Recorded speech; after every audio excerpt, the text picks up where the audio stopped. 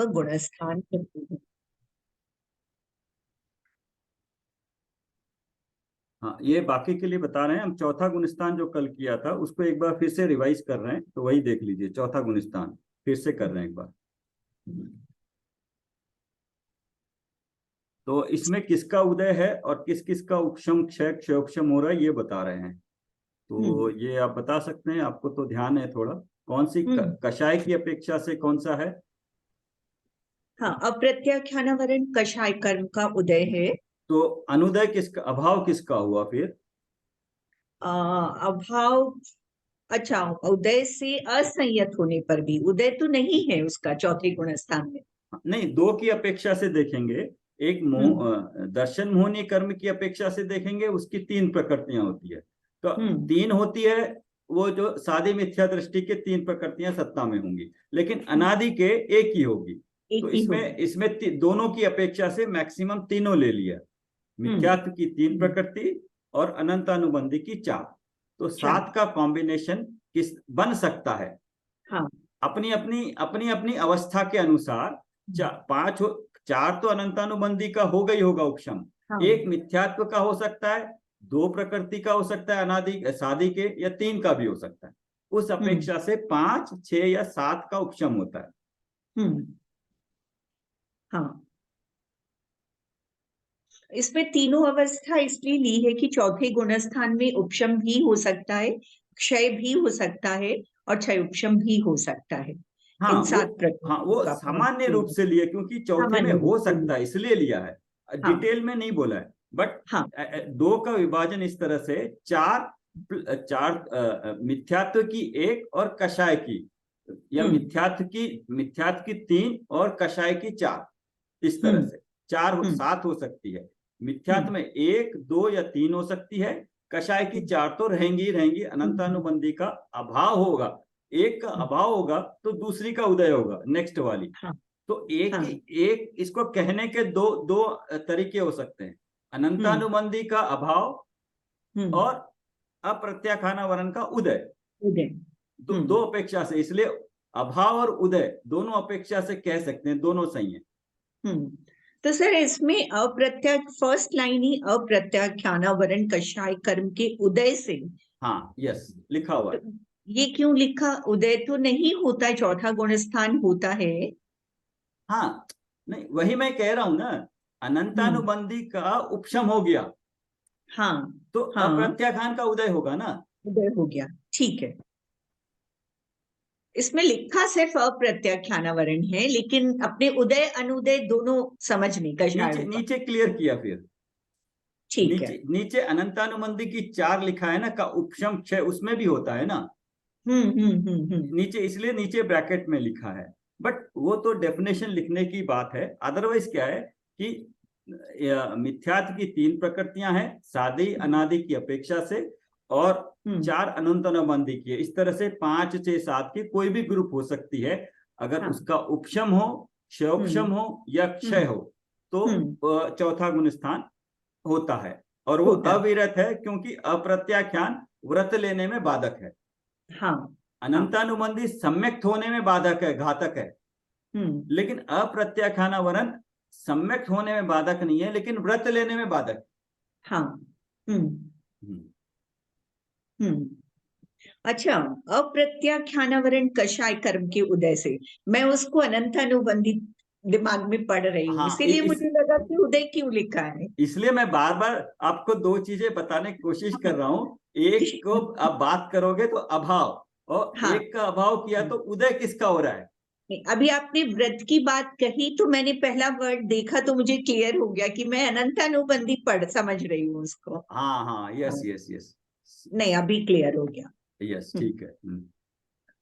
No इंद्रियेषु विरदो no जीवे थावरे तसे वापि, जो सद्दहदि जिनुत्तम सम्माइत्थि अविरदोसो।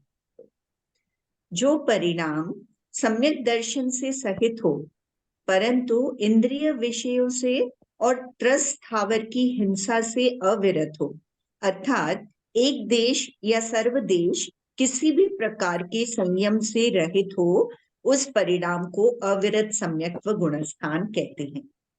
हाँ, इसको फिर से पढ़ लीजिए एक बार, इंपॉर्टेंट है, एक एक वर्ड देखिए। जो परिणाम सम्यक दर्शन से सहित हो, मतलब सम्यक दर्शन मतलब मिथ्यात्व की अपेक्षा से, मिथ्यात्व श्रद्धा तो पक्की हो गई है, और श्रद्धा के साथ साथ अनंतानुबंधी जुड़ी रहती है, वो सम्यक की घातक है। तो वो दोनों इकट्ठे होते हैं तो सम्यक दर्शन हो गया है। परंतु इंद्रिय और विषयों से और त्रस स्थावर की हिंसा से कोई अविरत हो, उसका व्रत नहीं लिया है।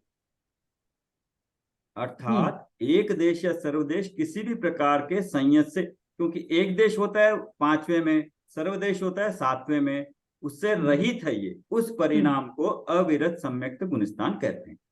हाँ, ठीक है, क्लियर। अविरति का स्पष्टीकरण। पंचेंद्रिय और मन के विषयों में प्रवृत्ति और षटकाय जीवों की हिंसा में प्रवृत्ति, ये अविरति के 12 भेद हैं।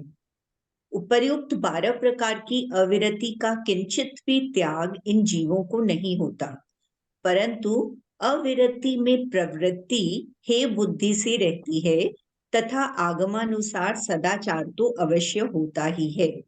हाँ, इसमें उल्टा बता रहे हैं कि व्रत क्या क्या होते हैं, 5वें गुणस्थान में क्या क्या होते हैं वो देखेंगे। ये कह रहे हैं कि वो यहाँ नहीं होते हैं, नहीं होते, वो नहीं होते हैं, अभी नहीं होते हैं, तो इनकी नहीं होते हैं अलग बात है, किंचित भी त्याग नहीं होता, लेकिन अविरति में प्रवृत्ति तो होती है, लेकिन वो जानबूझ के नहीं करता है कि अच्छा, हे बुद्धि से रहती है, वो करना तो चाहता है लेकिन प्रवृत्ति रोक नहीं पा रहा है। वो बट अपनी श्रद्धा में जानता है कि ये हे है, ये छोड़ने लायक है, इनकी मुझे हिंसा नहीं करनी चाहिए, ये जानता है, लेकिन प्रवृत्ति नहीं रुक रही है उसकी, रुक नहीं रही। हाँ, तथा आगम अनुसार सदाचार तो अवश्य होता ही है, उतना सदाचार तो होता ही है। ये नहीं कि ये त्याग नहीं हो रहा तो कुछ भी करे, बट बेसिक सदाचार 5 पापों के प्रति या अष्टमूल गुण वगैरह के बारे में उतना सदाचार तो अवश्य होता है।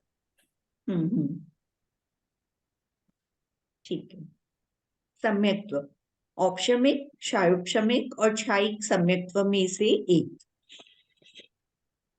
चौथे गुणस्थान में तीनों ही हो सकते हैं। हाँ, औपशमिक तो हो गई पहली बार, और औपशमिक अगर छूट गया तो वापस क्षौपशमिक में जा सकता है। अगर सम्यक प्रकृति का उदय आया तो 3 टुकड़े हो गए, अभी सम्यक प्रकृति का उदय आएगा तो क्षौपशमिक हो जाएगा, और क्षौपशमिक के बाद क्षायिक भी जब भी होगा तो चौथे गुणस्थान में होके भी हो सकता है। मिनिमम गुणस्थान चौथे में क्षायिक हो सकता है। चारित्र, सम्यक्त्वाचरण चारित्र का घातक अनंतानुबंधी चतुष्क चारित्र मोहनीय कषाय कर्म का अभाव होने से आंशिक वीतरागतामय सम्यक्त्वाचरण चारित्र, कहीं कहीं इसी को स्वरूपाचरण चारित्र भी कहा है, वह होता ही है। तथापि देश चारित्र आदि रूप वीतरागता नहीं होने के कारण अविरति कहते हैं। फिर भी यहाँ सामान्य गृहस्थ योग्य सदाचारी प्रवृत्ति होती ही है। इस गुणस्थान में जो चारित्र होता है उसका नाम सम्यक्त आचरण है या स्वरूप आचरण चारित्र है, लेकिन वो चारित्र सामान्य रूप से जो मुनि का चारित्र होता है उस अपेक्षा से नहीं है। चारित्र तो कहते हैं, लेकिन चारित्र तो मुनि अवस्था में छठे गुणस्थान से ही शुरू होता है। जो चारित्र के 6 भेद है ना, सामायिक होता है सबसे पहले, वो छठे गुणस्थान में होता है। तो चारित्र की अपेक्षा से तो वो नहीं है, लेकिन फिर भी इस अपेक्षा से कि ये सामान्य रूप से गृहस्थ योग्य सदाचारी प्रवृत्ति होती है, और अनंतानुबंधी का उदय नहीं होने के कारण आचरण कहते हैं। ठीक है। काल, औपशमिक सम्यक्त्व का काल अंतर्मुहूर्ती है, जगन्य और उत्कृष्ट काल अंतर्मुहूर्ती है, लेकिन जगन्य काल से उत्कृष्ट काल संख्यात गुण है। क्षायोपशमिक सम्यक्त्व का जगन्य काल अंतर्मुहूर्त और उत्कृष्ट काल 66 सागर है, तथा 66 सागर के बाद एक अंतर्मुहूर्त के लिए मिश्र गुणस्थान में आकर पुनः क्षायोपशमिक के साथ 66 सागर रह सकता है। क्षायिक सम्यक्त्व का काल सादी अनंत है। सर, क्षायोपशमिक सम्यक्त्व का उत्कृष्ट बताया है 66 सागर। हाँ, तो ये किस अपेक्षा से कह रहे हैं? नहीं, उसका तो काल बताया है, 66 सागर तक रह सकता है, तो वो देखना पड़ेगा उसमें किस कंटिन्यू कंटिन्यू किस गति में प्राप्त किया, फिर मर के क्या वो साथ में लेके गया, कहाँ पे रहा, या किस आयु में, क्योंकि मैक्सिमम आयु तो 33 सागर हो सकती है, तो वो किस हिसाब से होगा उसको थोड़ा देखना पड़ेगा। कंटिन्यूटी का कैलकुलेशन है, तो किस आयु से कितनी लेके कहाँ पे गया, बट वो एक है, बट बता दिया उत्कृष्ट 66 सागर कंटिन्यू रह सकता है। मतलब कोई भी जीव उतने काल तक रह सकता है कंटिन्यूस क्षमिक सम्यक्त रह सकता है।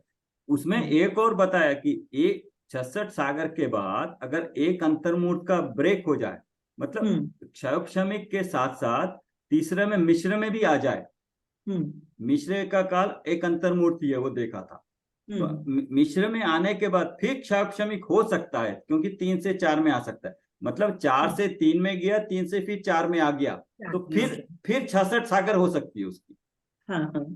4 से 3 में गया, 4 का पूरा काल बिताया, उसके बाद 3 में गया एक अंतर्मुठ का काल, फिर मान लो 3 से 4 में आ गया, फिर वो 66 सागर रह सकता है, इस अपेक्षा से बताया। सर, क्षमिक सम्यक्त्व छूट कैसे जाता है? मिथ्यात्व के उदय आने से? उसकी प्रकृति के अनुसार देखिएगा, अभी 3 प्रकृतियां उसकी सत्ता में हैं, अभी क्षमिक इसलिए हो रहा है कि सम्यक प्रकृति का उदय है, अभी जैसे ही सम्यक प्रकृति का उदय है जब तक तो ये है, लेकिन जैसे ये छूट के अगर मिथ्यात्व का उदय आ जाएगा तो पहले में चला जाएगा, या मिश्र का उदय आएगा तो तीसरे में चला जाएगा, तीसरे से इसमें बोला कि वापस चौथे में आ सकता है अगर सम्यक का वे, अगर तीसरे से फिर पहले में भी जा सकता है, 5वें में भी, गुण स्थान के आगमन गमन आगमन की अपेक्षा देखें तो शायद 5वें में भी जा सकता है वो, उस अपेक्षा से बोला है। ठीक है। जय जिनेंद्र। जय जिनेंद्र। हाँ, चेन्नई में बहुत बारिश ना, तो इंटरनेट ही नहीं पकड़ रहा है। हाँ, मैं वही पूछ रहा था, चेन्नई से कौन कौन है आप चेन्नई में हैं? हाँ, और कल्पना भी है ना। अच्छा, ओके ओके, हाँ वहाँ तो पूरा का पूरा लाइट क्या पूरी लाइफ रुकी हुई है। अच्छा, पूरी तेज, मतलब इतनी बारिश है कंटिन्यूस इतनी बारिश, आंधी, फ्लड आ रखा है पूरा, फ्लडेड हो गया पूरा सब कुछ बंद हो रखा है ना वहाँ तो, नाव से चला जा रहा है, लाइट नहीं है तो इंटरनेट नहीं है, मूवमेंट सारी, ट्रेन फ्लाइट सारी कैंसिल, एयरपोर्ट पे पानी भरा है पूरा। ठीक, तो अभी खाली लाइट मेरे आ गई फ्लैट है, में पानी। हाँ, लाइट अभी आ रिस्टोर हो गई है। गई है। हाँ, ठीक ठीक। हाँ, बहुत जगह अभी तक अंधेरा ही है, लाइट नहीं है, अच्छा, पानी भरा हुआ है। मेरी बेटी के घर में तो पूरा पानी अंदर आ गया, नीचे है क्या? घर के अंदर पानी है, 2-2 फीट पानी है। वही नीचे ग्राउंड फ्लोर पे है? हाँ, ग्राउंड फ्लोर बंगला है ना, तो ओके। फ्लैट्स में इतना प्रॉब्लम नहीं, जितने बंगला में ज्यादा है। हाँ, इससे पहले भी एक बार ऐसे ही हुआ था। हम्म। तो कितने दिनों से बारिश कंटिन्यूस हो रही है? ऐसे तो महीनों भर से बारिश है, पर अभी आंधी आया ना, तूफान आया था, साइक्लोन आया था, उसमें क्या हवा पानी सब एक कंटिन्यूस आ रहा है, बंद ही नहीं हो रहा है। हवा भी कंटिन्यूस, पानी बारिश भी कंटिन्यूस, कोई आ नहीं जा रहा है, कोई जा नहीं जा सकता है, बोट से आ रहे हैं जा रहे हैं। यस। चलिए, मेरे ख्याल से रुका नहीं, अभी चल रहा है। नहीं, अभी रुक गया, अभी रुका है थोड़ा। अभी रिलीफ वर्क चल रहा है अभी। ओके। जहाँ जहाँ पानी भरा हुआ है वहां लाइट नहीं है। हाँ, वो तो जब पूरा क्लियर करेंगे तभी लाइट कनेक्ट करेंगे, वरना शॉर्ट होने का और खतरा रहता है। हाँ, बहुत बहुत जने मर गए ना ऐसे, शॉर्ट सर्किट के कारण। Correct correct correct correct. हम ये चौथा गुणस्थान फिर से पढ़ रहे थे, ये देखिएगा, पेज कौन सा? 65 गुणस्थान प्रवेशिका में। हाँ, वही है 65 क्या? अच्छा अच्छा। अभी 66 में पढ़ रहे हैं, गमनागमन। हाँ, अभी गमनागमन पढ़ेंगे। यहाँ से ऊपर 5वें और 7वें में तथा नीचे तीनों गणस्थानों पहले, दूसरे, तीसरे में गमन होता है। हाँ, मतलब चौथे से नीचे जाएगा तो तीसरे में जा सकता है, दूसरे में तो अगर अगर वो कषाय उदय आ जाएगी औपशमिक सम्यक के काल में तो सासादन में चला जाएगा। और चौथे से चौथा औपशमिक का काल खत्म हो गया, मिथ्यात्व का उदय आया तो पहले में भी, पहले में तो ये नीचे। और ऊपर अगर चौथा है, पांचवा व्रत धारण कर लिया तो पांचवे में जा सकता है, और मुनि व्रत धारण किया है तो सातवें में जा सकता है।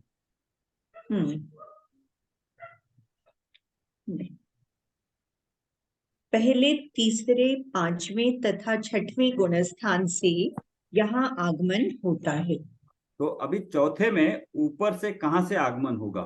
सात में तो गया था, लेकिन क्या सात से वापस चौथे में आगमन नहीं होगा? ये नहीं है। हाँ, हाँ, ये नहीं है। सात हाँ, से पहले 6 में आएगा, 6 में आके चौथे में आएगा। क्यों? क्योंकि 7 में इतनी शुद्धता है, इतनी शुद्धता से एकदम मुनिराज गिर के चौथे में नहीं आ सकते, पहले 7 से नीचे गिरेंगे, क्योंकि छठा गिरने का है स्थान, छठा गिरने का है, दूसरा भी गिरने का है, तो 7 से 6 में आएंगे। इतनी थोड़ी सी कषाय में तीव्रता होगी तभी वो चौथे में आ पाएंगे, और पांचवे से भी चौथे में आ सकते हैं। और नीचे नीचे क्या है, तीसरे से तो आ सकते हैं, लेकिन दूसरा गिरने का स्थान है तो दूसरे से वापस नहीं आ सकते हैं, पहले से भी चौथे में आ सकते हैं। उपशम श्रेणी की अपेक्षा उपशम श्रेणी के चारों गणस्थानों में मरण हो जाए तो सीधे चौथे में आता है, अर्थात मरण के अंत समय पर्यंत तो श्रेणी का वही गुणस्थान रहता है, किंतु विग्रह गति में प्रथम समय से ही चौथा गुणस्थान हो जाता है। अगर किसी भी ऊपर के गुणस्थान से मृत्यु हो जाती है, उस गुणस्थान में मृत्यु हो जाती है, तो वो गुणस्थान उसके मृत्यु के आखिरी समय तक रहेगा, लेकिन विग्रह गति में चौथा गुणस्थान हो जाता है। ठीक है, पढ़ लीजिए, कोई पढ़ना चाहेंगे तो पढ़ लीजिए। वंदना जी पढ़ लीजिए, विशेषताएं हैं।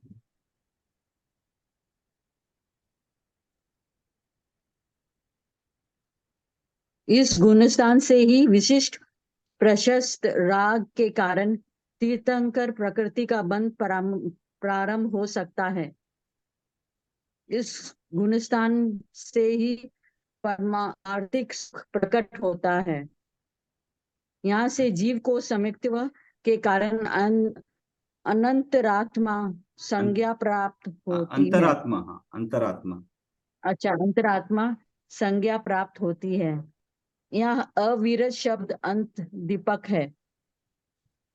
अतः यहाँ तक सभी गुणस्थान अविरत रूपी है, जैसे अविरत मिथ्यात्व, अविरत सासादन सम्यक्त्व, अविरत मिश। क्योंकि मिथ्यात्व से लेकर चौथे गुणस्थान पर्यंत के सब जीव सामान्यतया अविरति है, तथापि प्रत्येक की अविरत में महान अंतर है। पांचवा, मिथ्यात्व के अभाव से अविरत सम्यक दृष्टि को दृष्टि मुक्त श्रद्धा की अपेक्षा कहते हैं। भव्यत शक्ति की अभिव्यक्ति इसी गुणस्थान में होती है। इनमें कोई डाउट है सुमन जी? नहीं, ठीक है, क्लियर, समझ में आ रहा है। समझ में आया ना? ओके, पढ़ लीजिए आगे। हाँ, छठा, भव्यत्व शक्ति की अभिव्यक्ति इस गुणस्थान अभिव्यक्ति है, अभिव्यक्ति। अभिव्यक्ति मतलब अब पता चल गया वो भव्यत्व है, चौथे गुणस्थान में आ गया, मतलब भव्य जीव हो गया अभी। हाँ, अभी ये पता चल गया, अभी उसकी अभिव्यक्ति हो गई, जान लिया अभी। हाँ। प्रश्न, सम्यक दर्शन की प्राप्ति के लिए शुद्ध आत्मा के ध्यान को छोड़कर क्या अन्य कोई उपाय भी हो सकता है, या एकमात्र उपाय शुद्ध आत्मा का ध्यान ही है? स्पष्ट खुलासा कीजिए। उत्तर, जिस प्रकार सम्यक चरित्र की उत्पत्ति और उसकी पूर्णता का उपाय एक निज शुद्ध आत्मा का ध्यान ही है, उसी प्रकार सम्यक दर्शन की उत्पत्ति की उपाय भी एक निज शुद्ध आत्मा का ध्यान ही है, अन्य कोई उपाय नहीं है। सम्यक दर्शन और सम्यक चरित्र ये दोनों भाव आत्मा आश्रित वितराग स्वरूप ही है, और इन दोनों के निमित्त रूप से बाधक कर्म भी एक मोन्य दर्शन मोन्य और वह चरित्र मोन्य ही है। इसलिए इनकी प्राप्ति का उपाय भी एक आत्मा आश्रित पना ही है। इस कारण सम्यक दर्शन की प्राप्ति का उपाय भी एक निज शुद्ध आत्मा का ध्यान ही है, अन्य नहीं। व्रत तप और सम्यक्त्व के संबंध में मोक्ष मार्ग प्रकाशक पुष्ट 261 का अंश महत्वपूर्ण है। किसी को देव अधिक की प्राप्ति प्रतीति या सम्यक्त्व युगपत होते हैं तथा व्रत तप सम्यक्त्व के साथ ही होते हैं और पहले पीछे भी होते हैं। देव अधिक की प्रतीति तो नियम है का तो एक नियम है, उसके बिना सम्यक्त्व नहीं होता। व्रत आदि का नियम नहीं है।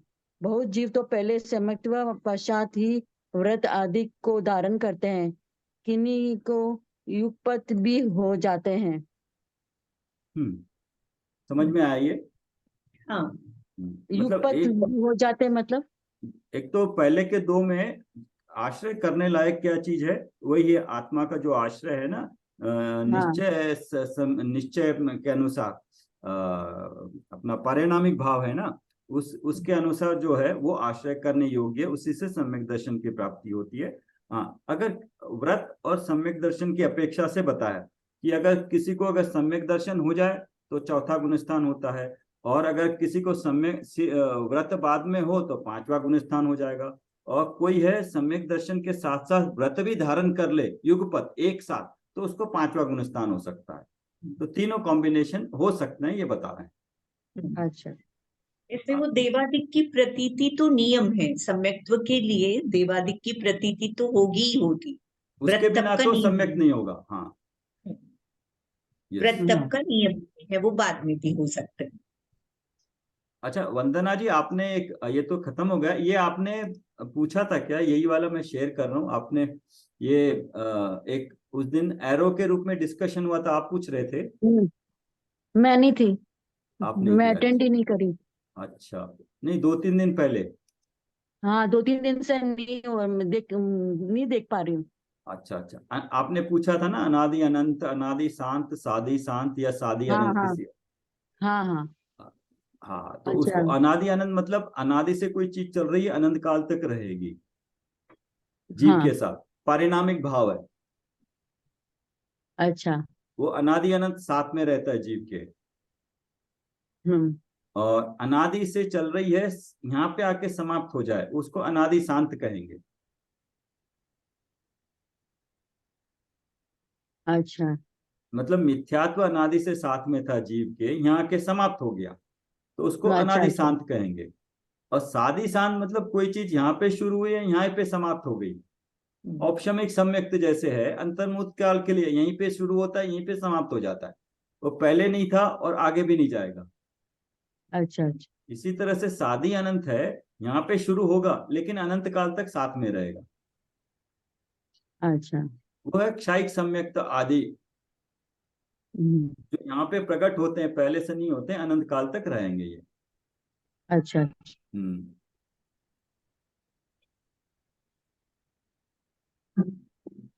ठीक है, तो चौथा तो यहाँ। व्हाट्सएप में डाले हुए ना ये? हाँ, ये डाल देता हूँ, मैं इसको डाल दूंगा, हाँ, देख लीजिएगा। वापस स्टडी कर लूंगी। ठीक है, तो पांचवा गुण स्थान शुरू करते हैं फिर।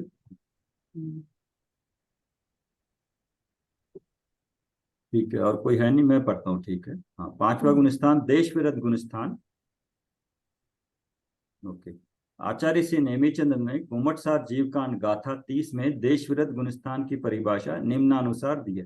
क्योंकि गोमटसार जीवकांड ही है जो ये जीवकांड कर्मकांड है, ये नेमिचंद आचार्य नेमिचंद ने लिखी है, जिसमें से लिया गया पूरा करना नियोग जो है वही आधार है हमारा। सो पच्चखाणुदयादो संयम भावो न होदी नवरिम तू थोववदो होदी तदो देशवदो होदी पंचम। पच्चखाणुदयादो संयम भाव न होदी नवरिम तू थोववदो होदी तदो देशवदो होदी पंचमो। प्रत्याख्यानावरण कषाय कर्म के उदय काल में अर्थात निमित्त से पूर्ण संयम भाव प्रकट नहीं होने पर भी सम्यक दर्शन पूर्वक अनुव्रत आदि सहित तथा दो कषाय चौकड़ी के अभाव पूर्वक व्यक्त होने वाली वीतराग दशा को देश विरत गुणस्थान कहते हैं। तो यहाँ दिया हुआ है किसका उदय हो रहा है, अभी प्रत्याख्यान का उदय हो रहा है लेकिन पूर्ण संयम नहीं है, देशव्रत संयम है। और अभाव किसका हो रहा है, दो कषाय चौकड़ी का, अनंतानुबंधी और अप्रत्याख्यान का अभाव होने से। तो कषाय की अपेक्षा से, क्योंकि अभी चौथे गुणस्थान के बाद चौथे गुणस्थान तक श्रद्धा और सम्यक की अपेक्षा से बात होती है, और पांचवें गुणस्थान में कषाय की अपेक्षा से, चारित्र की अपेक्षा से, तो उसको कहेंगे वीतराग दशा हो गई। अभी वीतराग दशा की अपेक्षा से बात करेंगे। उक्त परिभाषा में प्रत्याख्यानावरण कषाय के उदय काल में ऐसा वाक्य कहा है तथा आगे कहा है कि पूर्ण संयम भाव प्रकट नहीं होने पर भी। इन कथनों का यह अर्थ यह हुआ कि प्रत्याख्यानावरण कषाय के उदय काल में आंशिक वीतराग का रूप देश संयम होता है। अनुव्रत आदि श्रावक के शुभ उपयोग रूप व्रतों के पालन का भाव प्रत्याख्यानावरण कर्म के उदय का कार्य है। जो कार्य कर्म के उदय का हो वह पुण्य परिणाम रूप है और धर्म रूप नहीं हो सकता। मतलब पांचवें गुण स्थान में श्रावक होते हुए भी वो अनुव्रत आदि अनुव्रत पालन करेगा। 5 अनुव्रत जो है, मुनि लोग महाव्रत पालन करते हैं, उन्हीं का छोटा रूप अनुव्रत एक देश रूप पालन कर सकता है प्रत्याख्यान के उदय में। अन्य नाम है इसके विरता विरत, संयमा संयम, देश संयम, देश चारित्र, अनुव्रत आदि। इसके भेद है 11। प्रतिमाओं की अपेक्षा से देश विरति के 11 भेद है। ये हमने तब भी देखा था, करेक्ट, इसमें वितराग विज्ञान में या शुरू में देखा था। वे इस प्रकार है। प्रतिमाएं कहते हैं ना, दर्शन प्रतिमा, व्रत प्रतिमा, सामायिक, रोषद, सचित्त त्याग, दिवा मैथुन त्याग, रात्रि भोजन त्याग, ब्रह्मचर्य, आरंभ त्याग, परिग्रह त्याग, अनुमति त्याग और उद्दिष्ट आहार त्याग प्रतिमा। उद्दिष्ट आहार त्याग प्रतिमा के भी एक वस्त्रधारी श्रावक, हाँ उद्दिष्ट के भी और बताएं, और 2 वस्त्रधारी श्रावक, ऐसे 2 भेद हैं। एलक एक वस्त्रधारी श्रावक है तथा क्षुल्लक 2 वस्त्रधारी श्रावक है। इस प्रतिमा के धारक महिला को आर्जिका कहते हैं। तो आर्जिका का भी ये 5वां गुणस्थान होता है, मैक्सिमम हो सकता है। तो ये तो हम उसमें देख सकते हैं, इनके बारे में डिटेल नाम दिए हैं, इसके बारे में डिटेल तत्वार्थ सूत्र में है। ये जब हम व्रत देख रहे थे ना समनेजरा में, हाँ उसमें पूरा डिटेल मिल जाएगा, उसको पढ़ लीजिएगा। किसी को और ज्यादा जानना है तो फिर हम वापस आ सकते हैं, पढ़ सकते हैं। सम्यक, औपशमिक, क्षापशमिक, क्षायिक में से कोई एक, सेम 4 से 7 में कोई भी तीनों में से एक हो सकता है। औपशमिक है तो औपशमिक भी पहली बार मिथ्यात्व से डायरेक्टली 5वें में आ सकता है, और क्षायोपशमिक 5वें से फिर क्षायोपशमिक भी हो सकता है और क्षायिक भी हो सकता है। चारित्र जो है पंचम गुण स्थान में संयमा संयम चारित्र होता है। संयम भी होता है थोड़ा और असंयम भी, दोनों का मिला के संयम प्लस असंयम दोनों होता है। यहाँ अप्रत्याख्यानावरण कषायों के वर्तमान कालीन सर्वघाती स्पर्धकों का उदय अभावी क्षय, उनके ही भविष्य में उदय आने योग्य सर्वघाती स्पर्धकों का सदवस्था रूप उपशम तथा प्रत्याख्यानावरण कषाय का उदय रहता है। यह अतः कर्म का क्षायोपशमिक पना बनता है। ये क्षायोपशमिक है ना भाव। चारित्र यहाँ पर संयमा संयम, ये क्षायोपशमिक चारित्र है। संयमा संयम क्षायोपशमिक चारित्र है। तो क्षायोपशमिक चारित्र किस तरह से बनता है, उसमें 3 होता है। किसका क्षय होता है, अप्रत्याख्यानावरण कषायों के वर्तमान कालीन सर्वघाती स्पर्धकों का उदयाभावी क्षय। अप्रत्याख्याना वरण है उनका तो उदय नहीं आ रहा है, उदय तो प्रत्याख्यान का आ रहा है, लेकिन अप्रत्याख्यान का क्या हो रहा है, सत्ता में है वो, सत्ता में है लेकिन उनका उदय नहीं आ रहे हैं, तो इसलिए उसको क्षय बोला है उस अपेक्षा से। और उनके ही भविष्य में उदय होने योग्य सर्वघाती स्पर्धकों का उपशम। एक तो है उदय नहीं आ रहा है, या इस तरह कहिए जो अप्रत्याख्यान वरण कषाय की सत्ता में पड़े हैं वो उदय में आते आते प्रत्याख्यान वरण होके उदय में आते हैं, तो उदयाभावी क्षय हो गया, उदय आते आते क्षय हो गया, उदयाभावी क्षय। और जो सत्ता में पड़े हैं उनका उपशम हो गया, क्योंकि सर्वघाती है ना वो, सर्वघाती स्पर्धकों का सदवस्थारूप उपशम। और उदय किसका हो रहा है, प्रत्याख्यान वरण कषाय का उदय हो रहा है। तो उदयाभावी क्षय, सदवस्था रूप उपशम और उदय, ये तीन मिलके क्षौपशमिक बनता है। अच्छा, काल है जगन्य काल अंतर्मूर्त। उत्कृष्ट काल मनुष्य की अपेक्षा 8 वर्ष एक अंतर्मूर्त कम, एक पूर्व कोटि वर्ष है, तथा सम्मूर्छन तिर्यंश की अपेक्षा एक अंतर्मूर्त कम, एक पूर्व कोटि वर्ष है। मतलब 5वें गुणस्थान में मनुष्य की अपेक्षा जगन्य तो अंतर्मूर्त तक रहेगा होने के बाद, लेकिन उत्कृष्ट 1 कोटि वर्ष है, ऑलमोस्ट 1 कोटि वर्ष। 8 वर्ष इसलिए निकाल लिया कि अगर मनुष्य जन्म हुआ तो 8 वर्ष के बाद ही वो सम्यक्त प्राप्त कर सकता है, उस अपेक्षा से। और एक अंतर्मूर्त इसी अपेक्षा से और निकाला है, 8 वर्ष एक अंतर्मूर्त कम, एक पूर्व कोटि वर्ष है। एक पूर्व कोटि वर्ष है 21 अंक प्रमाण हमने देखे थे।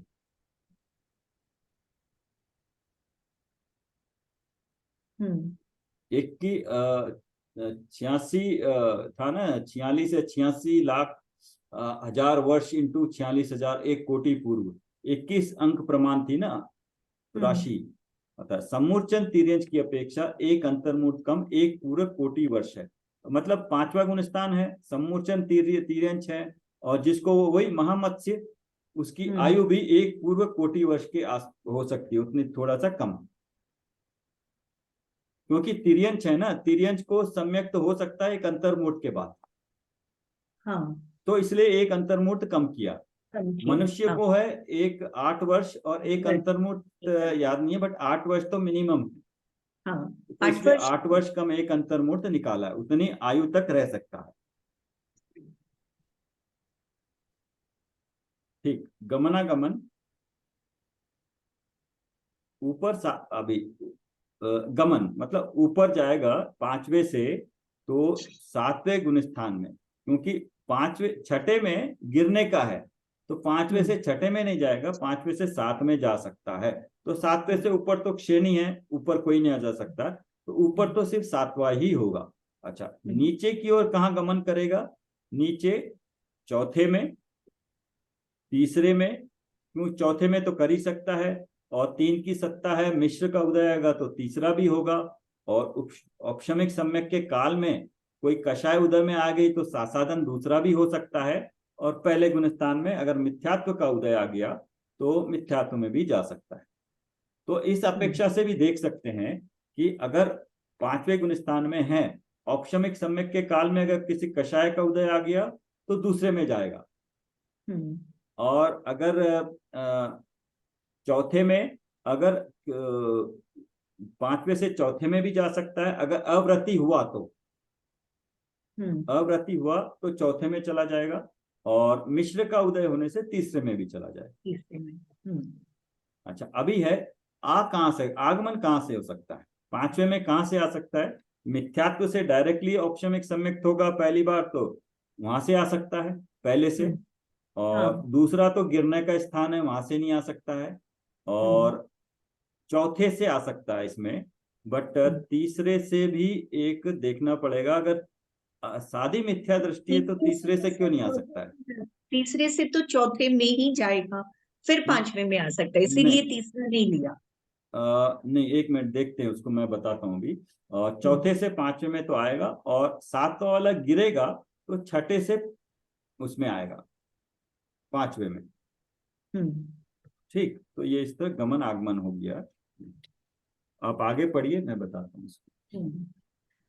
विशेषता सर्वार्थ सिद्धि आदि एक भवावतारी देवों के सम्यक्त्व, बाल ब्रह्मचर्यत्व, ताद्वशांग ज्ञानत्व आदि की उपस्थिति में तथा उनके जन सामान्य पंच पाप तथा स्थूल विषय कषाय, असी मसी आदि हिंसाजन्य षटकर्म दिखाई नहीं देने पर भी अंतरंग में एक कषाय चौकड़ी के अभाव में उत्पन्न वीतरागता होने से देश संयम नहीं है, परंतु असंयम ही है, और मनुष्य तिर्यंचों की उपर्युक्त प्रवृत्ति दिखाई देने पर भी अंतरंग में सम्यक दर्शन सहित दो कषाय चौकड़ी के अभाव में उत्पन्न वीतरागता विद्यमान होने से देश संयम है।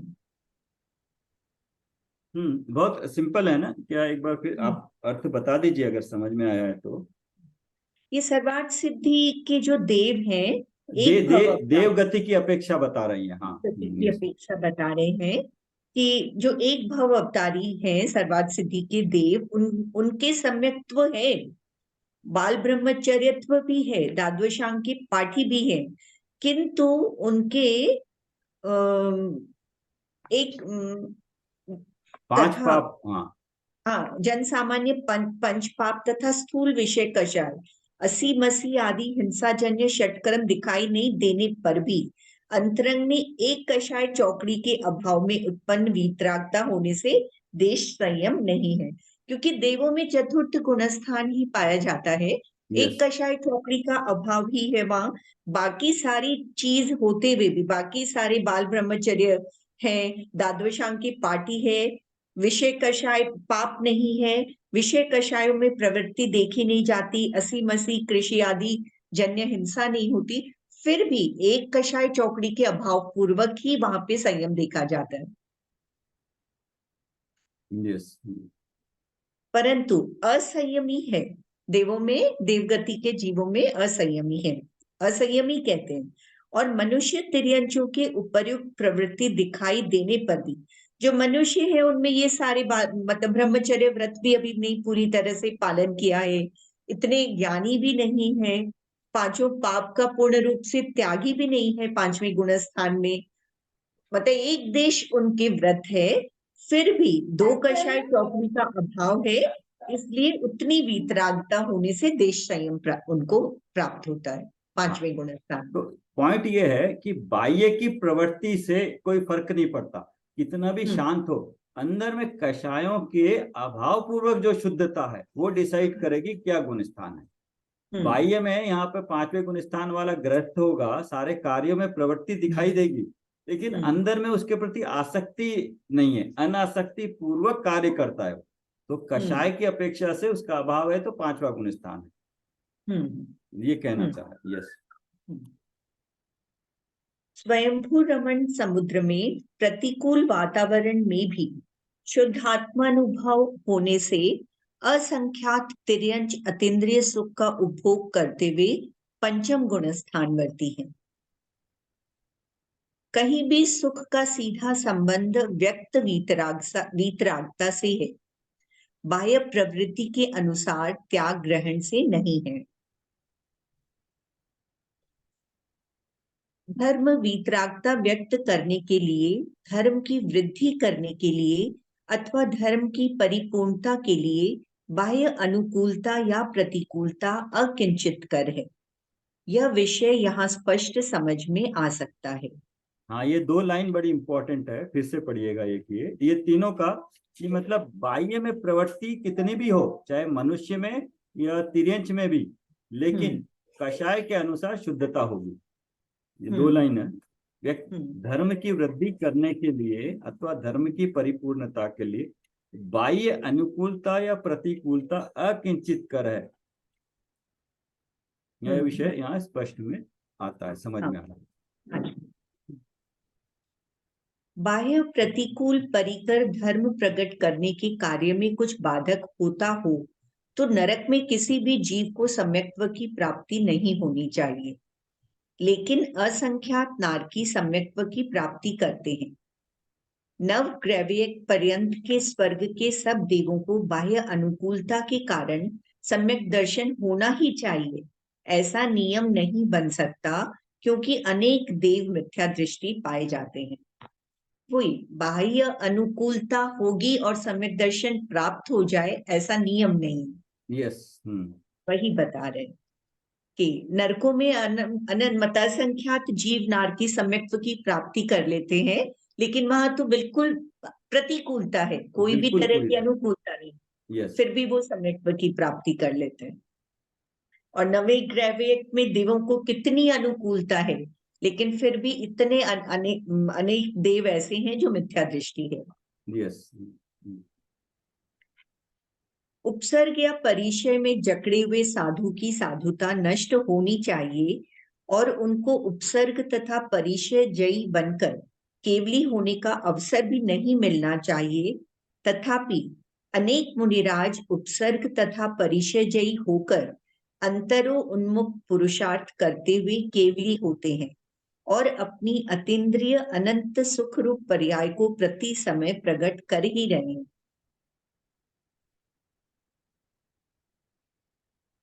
उपसर्ग और परिचय जय में भी बाहरी परिस्थितियां है ना, तो बाहरी परिस्थितियां और अंदर की परिस्थिति, अंदर की वीतरागता, दोनों अलग अलग चीज है, ये बताना चाह रहे हैं। धर्म की क्रिया तो आत्मा की अपनी स्वाधीन और स्वतंत्र क्रिया है, उसका बाह्य अन्य द्रव्यों की क्रिया से कुछ भी संबंध नहीं है। यहाँ संयम शब्द आदि दीपक है, यहाँ से लेकर उपरिम सभी गुणस्थानों में संयम पाया जाता है। असंयम शब्द को अंत दीपक समझना चाहिए, क्योंकि पंचम गुणस्थान से लेकर आगे के गुणस्थानों में असंयम होता ही नहीं। इसे समझने के लिए प्रथम 4 गुणस्थानों के साथ असंयम शब्द जोड़कर समझना उपयोगी हो जाता है, जैसे मिथ्यात्व असंयम, सासादन सम्यक्त्व असंयम, मिश्र असंयम आदि। ये आदि और अंत दीपक की अपेक्षा, मतलब यहाँ पे कौन सी चीज समाप्त हो रही है और किस तरह का संयम यहाँ से शुरू होगा, तो वो आगे तक बना रहेगा, उस अपेक्षा से आदि दीपक और अंत दीपक है, वो समझना चाहिए।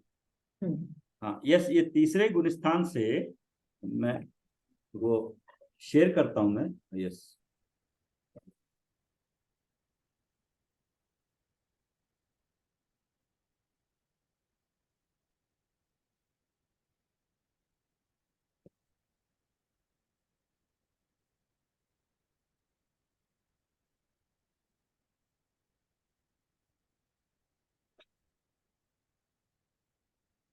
इसमें यस ये बताया तीसरे ये पांचवें गुणस्थान में ये तीन से नहीं आता है, क्योंकि तीन से तीसरे से पांचवे से 3 में जा तो सकता है, लेकिन 3 से सिर्फ 1 और 4 में जा सकता है, 3 से 5वें में नहीं है। नहीं, तीसरे वाला चौथे में ही जाता है, ये अपने औपशमिक सम्यक्त्व के समय भी पढ़ा था। हाँ यस, तीसरा वाला चौथे में जाएगा, तीसरा वाला 5वें में नहीं आएगा।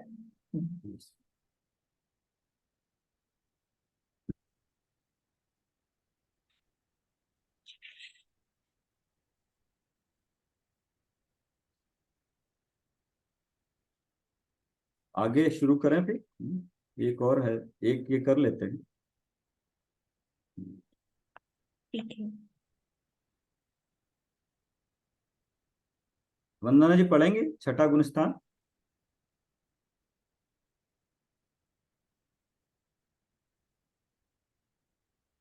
अनम्यूट कर लीजिए।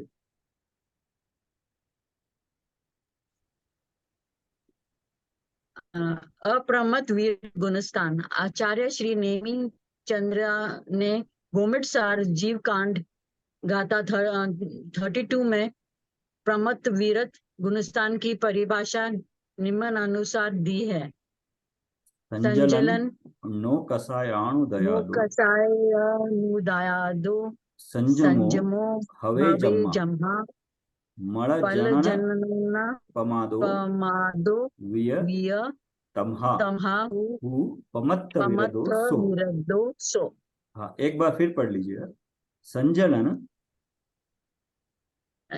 नोक नो सायन कसायानुदयादो संजमो हवे जम्मा मड़ जनन मदद जन पमादो विय पदार तमहाहु प्रमाद। पमत्त विरदो सो। जो तीन कषाय चौकड़ी के अभाव पूरक वितराग परिणाम सम्यक्त्व और सकल व्रतों से सहित हो, किंतु स्वलन कषाय और नो कषाय के तीव्र उदय निमित्त प्रमाद सहित हो, उसे प्रमत्त विरत गुणस्थान कहते हैं। नाम अपेक्षा यहाँ पे विचार। संजलन कषाय का उदय है, इसका मतलब बाकी की तीन कषाय जो नीचे की है अनंतानुमंदी अप्रत्याख्यान प्रत्याख्यान चौकड़ी का अभाव पूर्वक हुआ है, और उतनी वितरागता है जितनी अभाव हुआ कषाय का उतना वितराग परिणाम है। सम्यक्त तो है ही है, और सकल व्रत भी है। यहाँ पे पूरे के पूरे सकल व्रत है, महाव्रतधारी है, मुनि है। लेकिन छठे और सातवें में यही डिफरेंस है, संजलन कषाय का जो उदय हो रहा है और उसके साथ जो नौ कषाय है उसका तीव्र उदय है। ये तीव्र वर्ड इंपॉर्टेंट है यहाँ पे, छठे और सातवें में यही फर्क आएगा, ये तीव्र उदय इसका। और यहाँ पे दूसरा है प्रमाद है। दो वर्ड है यहाँ पे।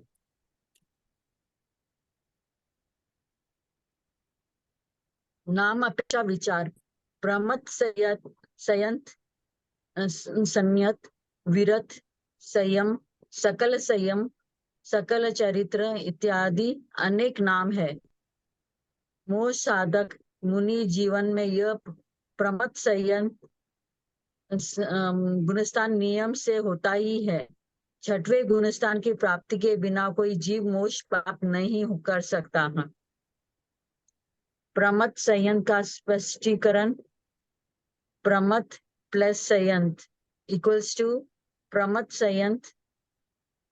प्र मतलब प्रकृष्ट, मत मतलब इक्वल्स टू मदयुक्त असावधान, संयंत मतलब संयम इक्वल्स टू सकल संयम रूप वितराग का प्रकट हो जाने से संयंत हो जाने पर भी स्वजलन कषाय के उदय में विकता आदि 15 प्रमादों में प्रवृत्ति होने से स्वरूप में असावधान वृत्ति हो जाने के कारण प्रमत्त संयंत है। सम्यक्त्व औपशामिक आदि तीनों सम्यक्त्व में से कोई भी एक सम्यक्त्व रहता है। चरित्र प्रमत्त गुणस्थान में शोपशमिक चरित्र होता है। वह इस प्रकार है, यहाँ प्रत्याख्यान व कषाय के वर्तमान कालीन सर्वागाती स्पर्धकों का उदय भविष्य, उनका ही भविष्य में उदय आने योग्य स्पर्धकों का सदैव स्थारूप उपशम और स्वजलन कषाय नौ कषायों का भूमिका के अनुसार तीव्र उदय होता है। इस प्रकार चरित्र मून्य कर्म का शिवशम घटित होता है। इसमें 15 प्रमाद आए ना, वो देख सकते हैं बाद में 15 प्रमाद जो किस तरह के होते हैं।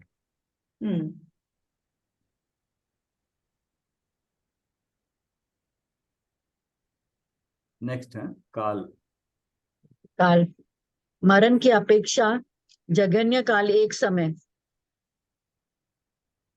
उत्कृष्ट काल अंतर्मुहूर्त, जब छठवें गुणस्थान से नीचे के गुणस्थान में पतन होता है तभी उत्कृष्ट काल घटित होता है। गमनागमन, यहाँ से ऊपर की ओर गमन मात्र सातवें में तथा नीचे की ओर गमन नीचे के पांचों गुणस्थान में हो सकता है। सातवें गुणस्थान से ही उसमें आगमन होता है। बड़ा विशेषता सिंपल है, ये बड़ा सिंपल है। यहाँ से नीचे सभी में जा सकते हैं, और आएगा तो सातवें से ही आएगा, और ऊपर भी जाएगा तो सातवें में ही जाएगा। ये बहुत लिमिटेड है। मरण की अपेक्षा जघन्य काल एक समय, मतलब 6 में आते अगर मृत्यु हो गई तो एक समय के बाद मृत्यु हो सकती है। और उत्कृष्ट काल अंतर्मूर्त, नीचे के गुणस्थानों में पतन होता है तभी उत्कृष्ट काल होता है। नीचे जाके होगा तब उत्कृष्ट काल होगा। मतलब एक उत्कृष्ट काल हुआ तभी होगा जब अगर ये नीचे के गुणस्थानों में जा रहा है, पतन हो रहा है, तब मैक्सिमम काल होगा, उसके बाद पतन हो सकता है। वरना कहते हैं ना छठे सातवें विशेषता गुणस्थान में चलता रहता है, झूलते रहते हैं, चलता इतना रहता बार बार होता रहता है। है। विशेषता फर्स्ट, गुणस्थान शुद्ध परिणति युक्त शुभ उपयोग रूप है। यद्यपि यह दशा मुनि जीवन में अवश्यम भावी है, तथापि बंध कारक है। नाटक सेमेसार में इसके जगपंथ कहा है, क्योंकि यहाँ शुभ उपयोग रहता है। समझ में नहीं आया ये? हाँ, अच्छा, तो इसको सम्यक्त और कषाय गुण की अपेक्षा से समझिए, चारित्र और सम्यक्त की अपेक्षा से समझिए। तो गुणस्थान शुद्ध परिणति मतलब जो श्रद्धा की अपेक्षा से, क्योंकि सम्यक्त हो रखा है ना, चौथे गुणस्थान के बाद तो सम्यक्त है, तो अंदर में श्रद्धा जो है वो शुद्ध परिणति है।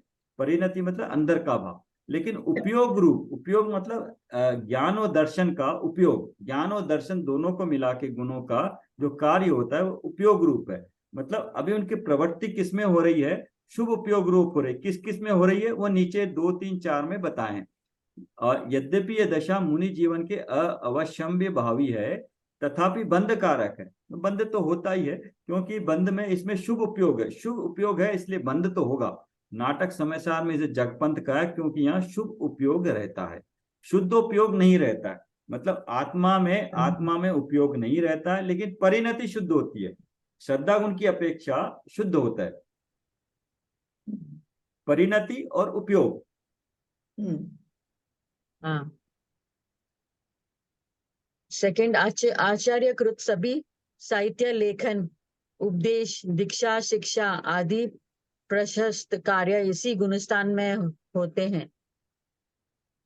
हाँ, शुद्ध उपयोग में वो अपने आत्मा में लीन है, तो उस वक्त लीन है, तो बाह्य का कोई भी कार्य नहीं कर रहा है। अभी जैसे ही उस शुद्धोपयोग से निकल के अंदर में परिणति में शुद्ध, श्रद्धा गुण तो पूरी तरह से परिणति तो शुद्ध है, लेकिन बाह्य में क्या काम कर रहे हैं? शास्त्र लिखने का काम कर रहे हैं, उपदेश देते हैं, नए नए जो मुनि बनते हैं उनको दीक्षा देते हैं, शिक्षा देते हैं, उनको अगर कोई गलती हो जाए तो उसका प्रायश्चित भी करवाते हैं, आदि प्रशस्त कार्य इसी गुणस्थान में होते हैं। सारे प्रशस्त कार्य है, लेकिन है तो शुभ उपयोग के कार्य, इसलिए बंध भी होता है इससे। आहारक आदि रिद्धियों का उपयोग इसी गुणस्थान में होता है। हाँ, आहारक रिद्धि होती है, जो छठे गुणस्थान में जो मुनि है उन्हीं को यह आहारक रिद्धि होती है। आहारक रिद्धि के कारण इनको अगर कोई शंका होती है किसी चीज में, तो कहते हैं कि आहारक रिद्धि के कारण ये अपने शरीर से, अपने आत्मा का एक पुतला बना के उस शरीर से बाहर निकलता है और कहीं जाकर उसकी शंका का समाधान कहीं पे, जैसे विदेह क्षेत्र में गए थे कुंद आचार्य, वो वहां तक चला जाता है और जाके अपना शंका समाधान करके वापस आ जाता है। तो ये आहारक रिद्धि के कारण होता है। मूल शरीर वहीं रहता है, मूल शरीर को छोड़े बिना आहारक शरीर बना के दूसरी जगह जाके एक अंतर्मुख में वापस आ जाते हैं। तो ये आहारक रिद्धि का उपयोग इसी गुणस्थान में होता है और कहीं नहीं होता है, सिर्फ ये छठे गुणस्थान में ही होता है ये। अच्छा, यहाँ प्रयुक्त प्रमथ शब्द अंत दीपक है, अनंत दीपक। दीपक का मतलब क्या है? अंत दीपक मतलब, दीपक का ये एक उदाहरण के तौर पे पुराने जमाने में दीपक रख के, जो घर में अगर कहीं पे अंधेरा है तो दीपक जला के उजाला करते थे। तो अभी दीपक कहाँ रखते थे? एक तो आप दरवाजे के पास रखो तो आदि दीपक होगा, शुरू में रख दिया, बीच में रख दिया कमरे के बीच में तो सब तरह रोशनी फैलती है, उसको मध्य दीपक बोलते थे। और एकदम अंत में रख दिया, कॉर्नर में रख के आगे, तो उसको अंत दीपक बोलते हैं। बट उसका मतलब ये, उसका यूज तो तब करते थे, मतलब ये हो गया अंत दीपक मतलब अभी यहाँ के गुणस्थानों का अंत हो गया। प्रमत्तता, असावधानी पूर्वक जो जीवन होता है मुनि में, वो यहाँ तक ही है, इसी गुणस्थान तक है। इसके ऊपर के गुणस्थानों में प्रमाद नहीं है, मतलब यहाँ पे अंत हो गया। अप्रमत्त का या प्रमाद दशा का यहाँ पे अंत हो गया। अच्छा। इसके ऊपर नहीं है। आदि दीपक मतलब अभी वहां से शुरू होगा। संयम जो है सो 7वें गुण स्थान से आदि दीपक होगा, मतलब वहां से संयम शुरू हुआ तो ऊपर के सब गुण स्थानों में होगा।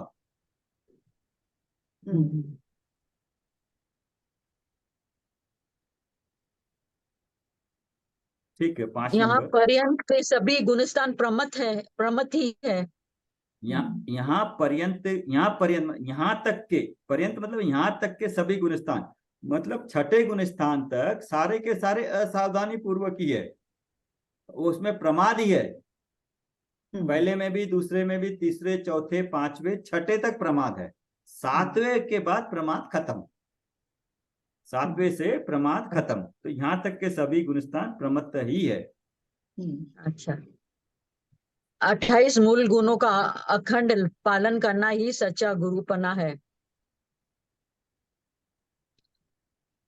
मूल गुण, यह शब्द ही हमें बताता है कि गुरुपने की मूल गुण है, अर्थात इनके बिना गुरुपना संभव ही नहीं है।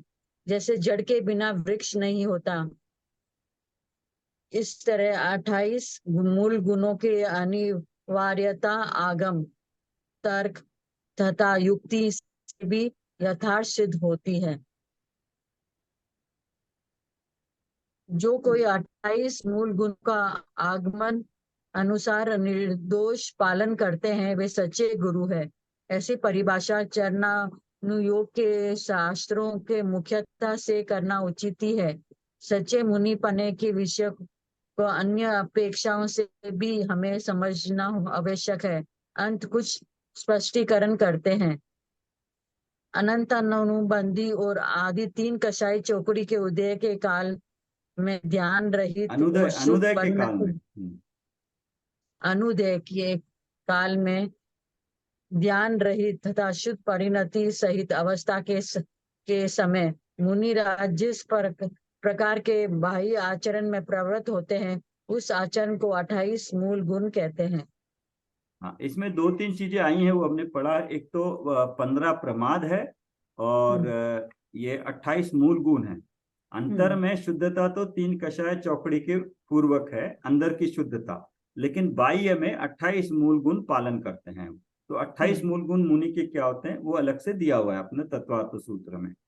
तो ये लास्ट पैराग्राफ दिया है, अनंतानुबंधी आदि 3 कषाय चौकड़ी के अनुदय के काल में, मतलब 3 का अभाव है, ध्यान रहित, इनमें ध्यान भी नहीं कर रहे हूं, क्योंकि शुद्ध उपयोग नहीं है, शुभ उपयोग है, शुद्ध उपयोग नहीं है, तथा शुद्ध परिणति शुद्ध है, श्रद्धा अपेक्षा शुद्ध परिणति सहित अवस्था के समय मुनिराज जिस प्रकार के बाह्य आचरण में, मतलब अंदर में शुद्धता है, बाह्य में आचरण में 28 मूल गुण दिखाई देते हैं।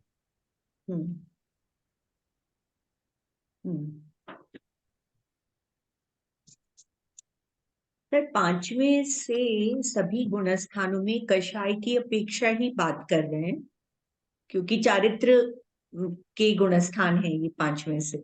यस। हाँ, और उस समय जो सम्यक्त्व की प्राप्ति तो हो गई चतुर्थ गुणस्थान में, तो वो 3 टुकड़े हो गए मिथ्यात्व के, वो सब उपशमित रूप से चल रहे हैं, और सम्यक्त्व प्रकृति का औपशमित नहीं, वो उपशमित नहीं, उपशम का काल तो अंतर्मूर्ति है। हाँ, वो उसके बाद उपशमित रूप में नहीं चल रहे हैं। नहीं, उपशम का काल है हुआ, लेकिन उपशम का काल में तो ये अंतर्मूर्ति है, तो उससे तो बात, बट ये छठे गुणस्थान में औपशमिक सम्यक्त होता है क्या, देखना पड़ेगा, 1 मिनट। तो औपशमिक सम्यक्त्व अगर किसी मुनि ने उसी समय किया है, द्रव्यलिंगी मुनि ने, हाँ, नीचे भी छठे में औपशमिक सम्यक्त हो सकता है क्या? हाँ, हो सकता है सर, 4थे से 7वें तक है। 4थे से 7वें तक है ना। हाँ, तो अगर उपशम के कहा उपशम है, तो उपशम होने के बाद वो क्षयक्षमिक में आएंगे तो उपशम का अच्छा। अंतर्मुद काल होते क्षयक्षमिक हो जाएगा, या हो सकता है क्षयक्षमिक से क्षायिक भी हो गया हो, क्षायिक भी हो सकता है। तो फिर सम्यक्त्व तो क्षायोपशमिक या क्षायिक चल रहा है, और कषाय अपेक्षा पंचम 5 गुण स्थान से बात कर रहे हैं।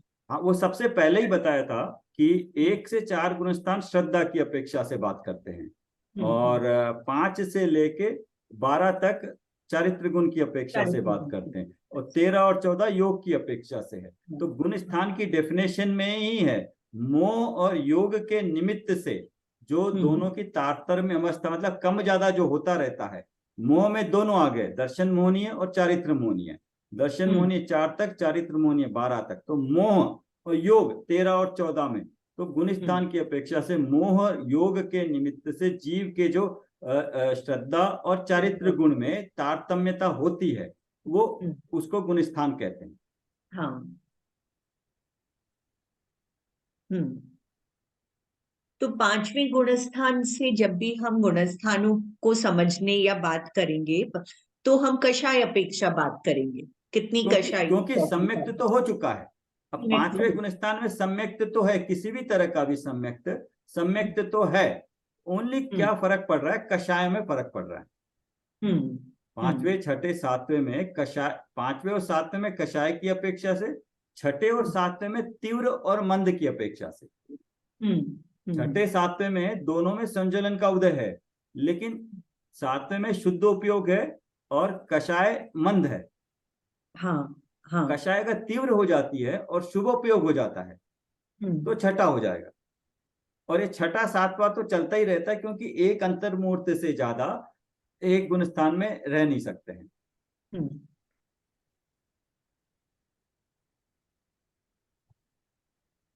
और सर, मिथ्या दृष्टि का गुणस्थान 6ठे तक हो सकता है? इस पे क्या कह रहे हैं आप? मतलब अगर मुनि अवस्था में है, कोई द्रव्यलिंगी मुनि है, 6ठे गुणस्थान में है, या नहीं, कोई नहीं, 5वें। 6ठे में 7वें से आएगा। अच्छा, तो 6ठा तो हो नहीं सकता। 6ठा पहले से 6ठा नहीं हो सकता है, पहले से 4, 5, 7 हो सकता है। ऊपर अनादि मिथ्या दृष्टि के 4, 5 या 7 हो सकता है औपशमिक सम्यक्त के काल में, पहली बार। तो 7वां किस अपेक्षा से होगा? पहले में अगर मान लो किसी ने मुनि दिशा धारण कर ली है आचार्य के पास जाके, लेकिन अभी उसको सम्यक्त नहीं हुआ है, मिथ्यात्वी है, पुरुषार्थ किया है, तो बाह्य में तो मुनि दशा धारण कर ली, अंदर में मिथ्यात्व था। अभी उसने पुरुषार्थ इतना किया कि 3 कषाय चौकड़ी का भाव हो गया, और सम्यक दर्शन भी प्राप्त किया। औपशमिक सम्यक्त के साथ 3 कषाय चौकड़ी का भाव किया, और बाह्य में मुनिवेश ऑलरेडी धारण किया हुआ है, तो 7वीं दशा, 7वां गुणस्थान इस अपेक्षा से बनेगा। और जब 7वें से गिरेगा तब 6ठे में आएगा। हाँ। तो पहले से 7वें में डायरेक्टली होगा, पहले से 6ठे में डायरेक्टली नहीं होगा। हाँ। अच्छा सर, एक और चीज, जो प्रतिमा लेते हैं वो तो पंचम गुणस्थान में लेते हैं, उन जीवों को कहते हैं प्रतिमा जो ले लेते हैं। प्रतिमाधारी है वो पंचम गुणस्थान है। हाँ, तो यानी कि वो सब सम्यक दृष्टि ही है। ये क्वेश्चन जो है, अभी वो सम्यक दृष्टि है, ये इसका निर्णय कौन करे? हाँ, बाहर से तो देखने से पता नहीं चलता है। नहीं चलता, बट यस, व्यवहार सम्यक दर्शन कह सकते हैं एक तरह से। मतलब सच्चे देव गुरु शास्त्र के प्रति उस तरह की भक्ति होना, स्वपर का ज्ञान होना, और रोज कुछ या आचार में सदाचार आदि नियमित रूप से पालन करना, और कुछ प्रतिमा, पहली प्रतिमा जैसे ले ली है तो देव दर्शन की प्रतिमा ले ली, मतलब रोज देव दर्शन करेंगे ही करेंगे। ठीक है। तो ये जो सो विकास जी छाबड़ा है ना, उन्होंने आचार्य के पास जाके, ये विशुद्ध सागर जी महाराज के पास जाके उन्होंने दर्शन की प्रतिमा ली है। अच्छा। तो यही है कि अभी वो आचार्य और उनके बीच में है ये, कि क्या किस तरह से ये तय हुआ कि सम्यक दर्शी जीव है, सम्यक दर्शन है ऑलरेडी, तो पांचवा गुणस्थान कहलाएगा, तब पहली प्रतिमा कहलाएगी। तो वैसे कहना मुश्किल है। अच्छा। वैसे कहना मुश्किल है, बट यह है कि वो अब आचार्य ने किस किस तरह से चेक किया, निर्णय किया, क्योंकि ये तो केवल गम्य है सारे। गुणस्थान तो, स्थान तो केवल गम्य है, बट इंडिविजुअल को उसकी आभास होता है अगर सम्यक दर्शन होने पर, जो आनंद की अनुभूति होती है। तो वो इसका एक उदाहरण देते हैं, बहुत अच्छा है, कि एक प्रेग्नेंट लेडी को जब वो डिलीवर करती है तो क्या उसको उसका नॉलेज होगा कि उसकी डिलीवरी हो गई है? 100% होगा उसको। उसको नहीं मालूम होगा तो किसको मालूम होगा? इसी प्रकार से एक सम्यकदर्शी जीव को अपने आत्मा के अनुभव का वो आनंद आया है, तो वो उस जीव को पता चलेगा, ज्ञान में आएगा, ज्ञान में आए बगैर नहीं रहेगा। ये है। आई बात समझ में।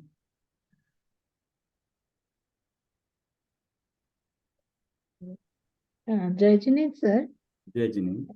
हाँ सर, ये एक है ना नेमीचंद पाटनी जी की बुक है, व्रती श्रावक की 11 प्रतिमा। उसमें मैंने पढ़ा था कि सम्यक दर्शन के बाद में ही ये प्रतिमा जो लेते हैं वही मतलब कार्यकारी है, ऐसा उसमें लिखा हुआ है कि अविरत सम्यक के बाद ही कि उसकी जब आसक्ति कम होने लगती है और वो चारित्र में ज्यादा वो, और ये चरणानियोग के हिसाब से जो सारा कुछ है।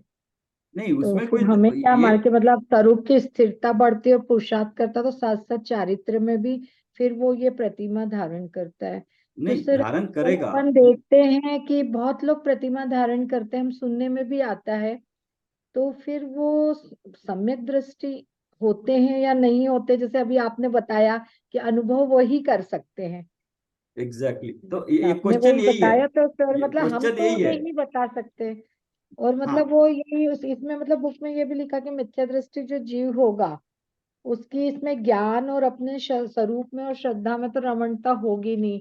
तो ये बाह्य क्रियाएं भी जो हैं हम व्यवहार से मान सकते हैं, पर मतलब स्वरूपानंद की अनुभूति के साथ ही ये होती है।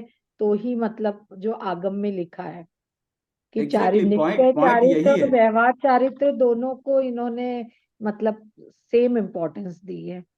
नहीं, पॉइंट यही है कि कोई वर्तमान में कोई अगर कहे कि मैंने ये प्रतिमा ली है, तो इसका हाँ मतलब उस जीव को और उस प्रतिमा को किसी आचार्य के सामने ही होगी। तो उन हाँ दोनों जी। को इस तरह का आपस में ज्ञान हुआ है, पहचान हुई है कि इनको सम्यक दर्शन हो रखा है वाकई में, वरना तो व्यवहार चारित्र हो जाएगा, व्यवहार व्रत हो जाएगा। लेकिन पांचवा गुण स्थान तो सम्यक दर्शन सहित ही है। बट अभी किसी ने प्रतिमा ले ली है तो उसको सम्यक दर्शन हुआ या नहीं हुआ, क्योंकि ये तो अपने जीव को, अपनी अपनी अवस्था है। मैं कोई और कहेगा तो वो कहेगा तो आगे वाला या तो पूरी तरह से टेस्ट करेगा, आचार्य है तो टेस्ट करेंगे, तो उनके अपने मेथड होंगे, विधि होंगी कि वाकई में है। तो ये अभी उन पे डिपेंड है, हम क्या कह सकते हैं, हम तो बस मान लेते हैं। बाह्य आचरण की अपेक्षा ही हम कहेंगे ना। मुनि को भी आचार्य को भी बाहर बाह्य आचरण की अपेक्षा ही हम कह रहे हैं ना। हाँ जी। कि सातवें गुण स्थान में है, मुनि है, बट मुनि नहीं, दशा में अभी फिर अंतरंग। सर द्रविलिंगी मुनि सात्विक गुणस्थान में मतलब हम कैसे मान सकते हैं सर अभी ऐसे नहीं, इसको? मतलब ये जो आगम में लिखा है चलो वो ठीक है कि भावलिंगी मुनि है, अभी के जो द्रविलिंगी मुनि हम कैसे मान सकते दो हैं कि तरीके से है, उसमें दो तरीके से। अंतरंग की शुद्धता नहीं बता सकते, वो केवली गम्य है। नंबर 2, बाह्य के अन, जैसे 28 अन, मूल गुण और अनुव्रत और ये सब पालन कर रहे हैं, तो अब नहीं, पालन भी हाँ, कर रहे तो अगर सर वो उनके अंदर की होगी ना भावना, तो नहीं कौन तो किस तरह से अंतरंग से पालन कर आंतरिक रहा है। पैरामीटर है। दो तरीके से टेस्ट कर सकते हैं। एक तो अंतरंग में शुद्धता होनी चाहिए, तो बाहर में 28 मूल गुण आपस में पालन करेंगे ही करेंगे, वो तो करेंगे ही। तो हम अंदर की शुद्धता तो टेस्ट कोई देख नहीं सकता, लेकिन बाह्य में शुद्धता है तो हम व्यवहार अपेक्षा से कह सकते हैं कि मुनि है। भावलिंगी है या नहीं है ये नहीं पता हमें, बट अगर बाह्य में पालन कर रहे हैं तो हम ये मान सकते हैं अपने लिए कि हम कोई टेस्ट नहीं कर सकते ना जान सकते हैं, हम मान सकते हैं कि बाह्य में पालन कर रहे हैं तो अंदर में भी होगी। बट ये निश्चय नहीं है, निश्चय पूर्वक नहीं है कि बाहर करेंगे तो अंदर होगी ही होगी, ये भी नहीं है। नंबर 2। नंबर 3, अगर बाह्य में 28 मूल गुण पालन करने में कोई दोष आए तो वो तो निश्चय रूप से अंदर में भी नहीं। सर हमने अष्टपाहुड़ में सारा डिटेल पढ़ा था कि जो मुनिव्रत में शिथिलता आ रही है, मतलब काफी डिटेल था उसमें।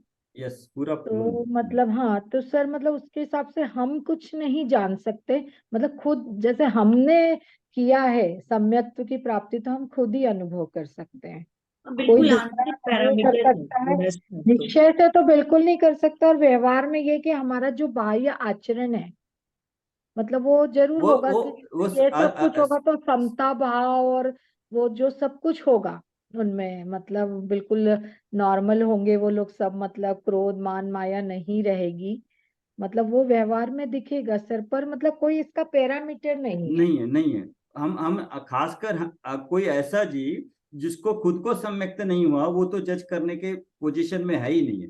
बट यस, सच्चे मुनि का अगर हमें करना है अंकलन करना है, आंकलन, तो ये हमारे पास आगम के अनुसार तथ्य है, प्रमाण है। उस अपेक्षा से नहीं भी है तो हमें कोई वो क्या है ना कि हमें उसको जज करने की जरूरत नहीं है। हम तो अपना जो भी यथा योग्य उनको देना चाहिए, पूरा आदर देना चाहिए उनको, ये करना चाहिए बस।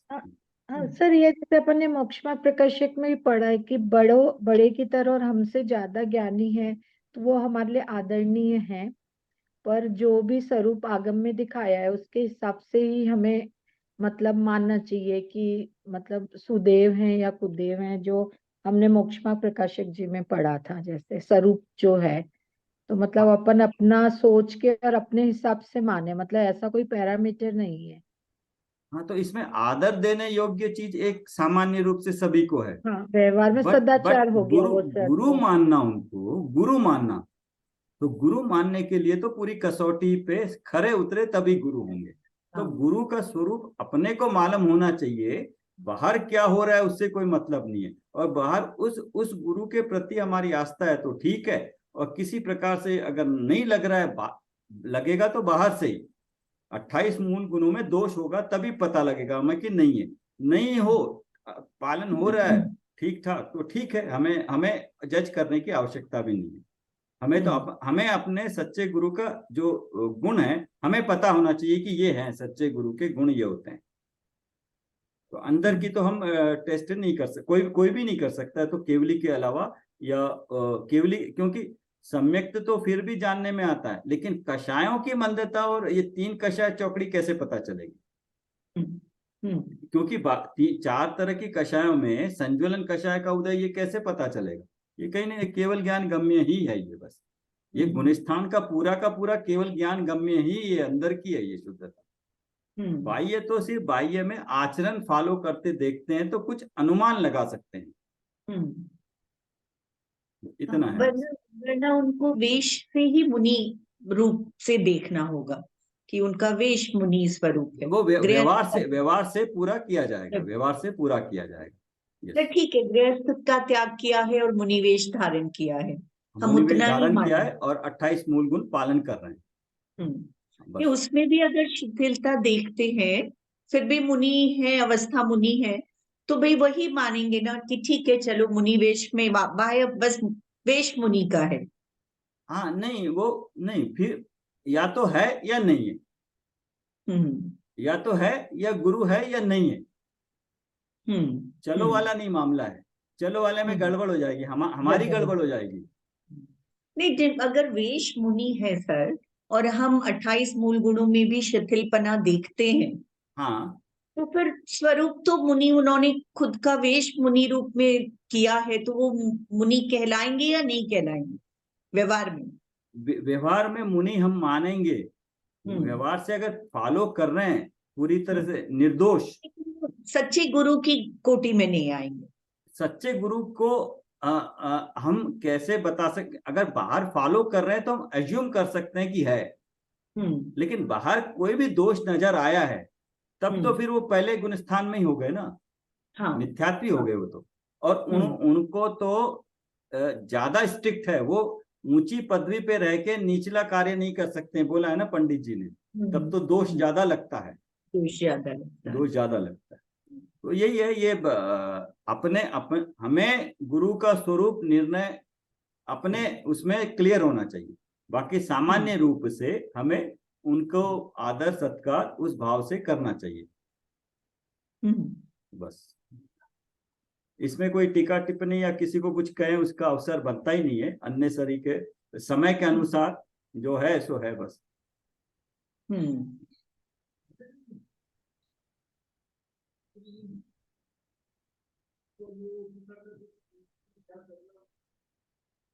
तो ये तो हो जा रहा है, हो जाएगा हमारा जल्दी से।